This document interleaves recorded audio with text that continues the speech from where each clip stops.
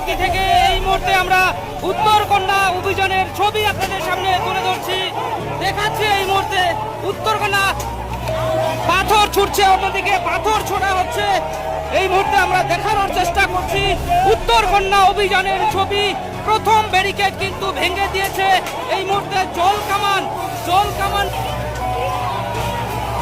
আমার 5 লাখ টাকা লোন নেওয়া, সব মহিলারা এসছে আমার বাড়িতে। আমাদের ঈদটা করতে দিক, আমরা গরুগুলো বিক্রি করি। তোমাদের তো মাথা তোমরা কেন বিক্রি করতে গরু মদিকে কিনতে হবে।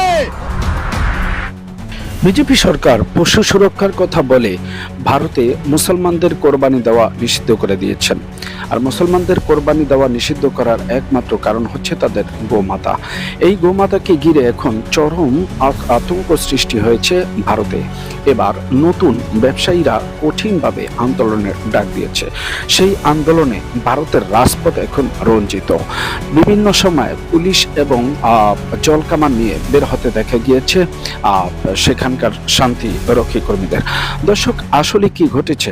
ভারতে শুধুমাত্র কোরবানিকে বন্ধ করতে গিয়ে শেষ পর্যন্ত যেই ভয়ঙ্কর ক্ষতির সম্মুখীন হচ্ছেন বিজেপি সরকার, তাতে করে কি তাদের লাভ হচ্ছে নাকি মুসলমানদের গোপন বিজয়? মুসলমানদের এই গোপন বিজয়ে বলে দিচ্ছে যেখানে অধিকাংশ হিন্দুরা এখন মুসলমানদের পক্ষে আন্দোলন করার জন্য রাজপথে নেমে এসেছে, যদিও সেটা হতে পারে তাদের ব্যবসার কারণ, কিন্তু এটি যে মুসলমানদের গোপন বিজয় সেটি বলার অপেক্ষা রাখে না। দর্শক, বিস্তারিত দেখবেন আজকের এই ভিডিওতে, তাই ধৈর্য সহকারে কথা না বাড়িয়ে চলুন বিস্তারিত ভিডিও তথ্যচিত্র আমরা ভিডিওর পশ্চিমবঙ্গে বিজেপি সরকারের আইনের উদ্দেশ্য ছিল পশুর সুরক্ষা, কিন্তু বাস্তবতার মারপ্যাচে সেই আইনই এখন গলার কাটা হয়ে দাঁড়িয়েছে পশ্চিমবঙ্গের হাজারো হিন্দু খামারি ও পশু ব্যবসায়ী। ভারতে 14 বছরেরও কম বয়সী গবাদি পশুর জবাই নিষিদ্ধ করার কঠোর বিধিনিষেধ আজ খোদ সনাতন ধর্মাবলম্বী প্রান্তিক চাষিদের জন্য এক চরম অর্থনৈতিক বিপর্যয় বা বুমেরাং হয়ে দেখা দিয়েছে। সেই গরুকে মুদি খাওয়ানোর পয়সা দেবে, আমাদের দেখাশোনা করার পয়সা দেবে, তাহলে গোমাতাকে সেই 14 বছর বয়স পর্যন্ত আমরা রেখে দিতে পারবো। হিন্দুদের এইভাবে বাঁচানো যায় না দাদা ভাই, এইভাবে একদম টোটালি বাঁচা। শুভেন্দু অধিকারী মহাশয় ভুল করছেন, নির্দিষ্ট সময় দেওয়া হোক মানুষকে। শুভেন্দু অধিকারী এসে তুই গদিতে বসে আছিস, তুই কি করছিস? আমাদের আর ঘুম নেই, রাত্রে ঘুম নেই, চিন্তায় মাথা খারাপ হয়ে যাচ্ছে। সামনেই কোরবানির ঈদ। প্রতি বছর এই সময়টায় কলকাতার পশুর হাটগুলো মুখরিত থাকে ক্রেতা বিক্রেতাদের কোলাহলে, কিন্তু এবারের চিত্র সম্পূর্ণ ভিন্ন। হাটে সারি সারি গরু দাঁড়িয়ে আছে, অথচ কোনো ক্রেতা নেই। আর এই অচলাবস্থার পেছনে শুধু আইনের জটিলতাই নয়, কাজ করছে এক সূক্ষ্ম রাজনৈতিক চাল ও মুসলিম বিদ্বেষ। গরু রক্ষা এবং আইনি তল্লাশির নামে মূলত একটি নির্দিষ্ট ধর্মীয় সম্প্রদায়কে টার্গেট করা এবং তাদের উৎসব ও খাদ্যাভ্যাসকে সংকুচিত করার চেষ্টা চলছে বলে অভিযোগ উঠেছে। ওনাদের মাথা ওনারা বেচে দিচ্ছে, আমাদের মুসলিম ভাইরা কিনছে, কিনে ফেসে যাচ্ছে, ওনারা টাকা টেনে বাড়ি চলে যাচ্ছে, আর কিন্তু কোনো সমস্যা নেই। সুতরাং কেউ এদের কোনো কথা বলবে না, এনারাও করে খায়। কিন্তু তোমরা মানে কাকা নিয়ে বাড়ি চলে যাও।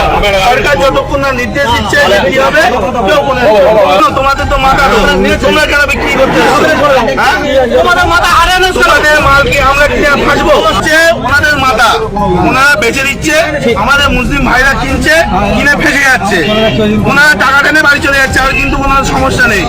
সুতরাং কেউ এদের কোনো কথা বলবে না, এনারাও করে খায়। কিন্তু তোমরা মানে কাকা নিয়ে বাড়ি চলে যাও। সরকার যতক্ষণ না নির্দেশ দিচ্ছে কি হবে, কেউ কোনো গোরক্ষার নামে অতি সক্রিয়তা এবং প্রশাসনের একাংশের হয়রানির কারণে মুসলিম ক্রেতা ও ব্যবসায়ীদের মনে গভীর ভীতি তৈরি হয়েছে। হিন্দু বিক্রেতাদের কাছ থেকে গরু কিনতে গেলে যে কোনো সময় বড় কোনো সাম্প্রদায়িক বা আইনি ঝামেলার শিকার হতে পারেন, এই আশঙ্কায় তারা এবার কেনাকাটা থেকে দূরে থাকছেন। ফলে বিদ্বেষের যে বীজ বপন করা হয়েছিল মুসলিমদের কোণঠাসা করতে, সেই ফাঁদেই এখন পা দিয়ে বসে আছেন গ্রামীণ প্রান্তিক হিন্দু খামারিরা।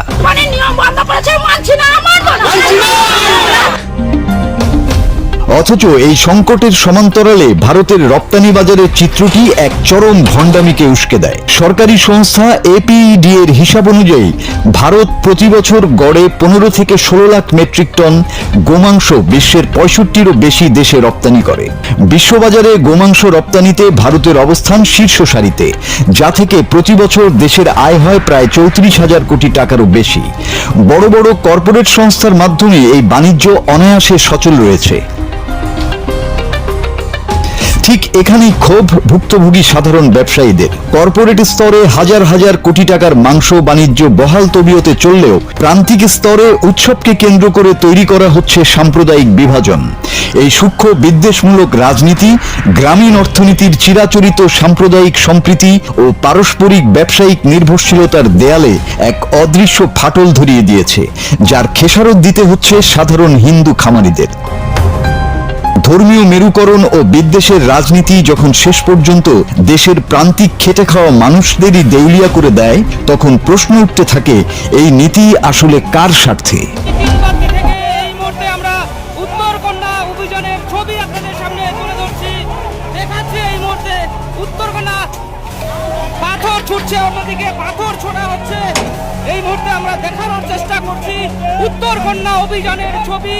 প্রথম ব্যারিকেড কিন্তু ভেঙে দিয়েছে এই মুহূর্তে জল কামান।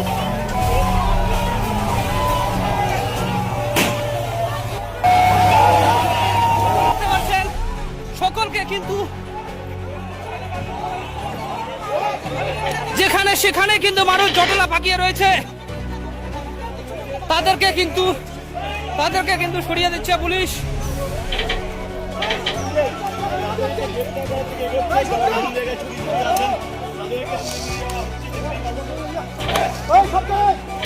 রাস্তার বেশ কয়েক জায়গায় কিন্তু আগুন জ্বলছে, বেশ কয়েক জায়গায় এখনো পর্যন্ত আগুন জ্বলছে।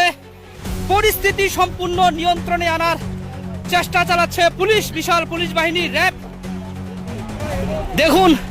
দেখুন এখনো কিন্তু রাস্তার বেশ কয়েক জায়গায় আগুন জ্বলছে এবং সম্পূর্ণ পরিস্থিতি নিয়ন্ত্রণে আনার চেষ্টা চালিয়ে যাচ্ছে পুলিশ।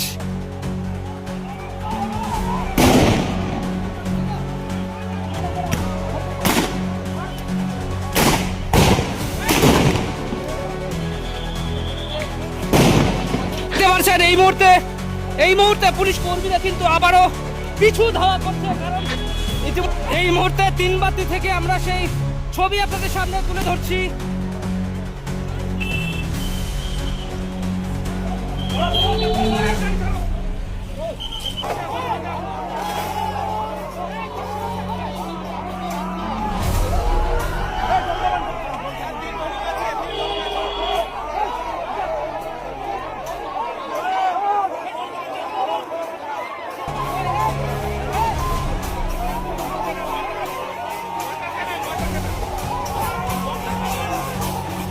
দর্শক, এতক্ষণ পর্যন্ত আপনারা যে ভিডিওটি দেখলেন, আপনাদের মতামত কিংবা মন্তব্য জানাবেন অবশ্যই কমেন্টস বক্সে। এরকম নিত্য নতুন ভিডিও পেতে চ্যানেলটিকে সাবস্ক্রাইব করে পাশে রাখা বেল বাটন অন করে দেবেন, তাহলে প্রত্যেক মুহূর্তের আপডেট নিউজগুলো পৌঁছে যাবে আপনাদের কাছে।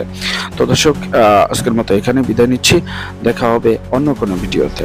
আর আপনারা কোন ধরনের ভিডিও পেতে চান সেটি আমাদেরকে জানিয়ে যাবেন কমেন্টস বক্সের মাধ্যমে। ভিডিওটি ভালো লেগে থাকলে একটি লাইক দিয়ে দেবেন। ধন্যবাদ সকলকে।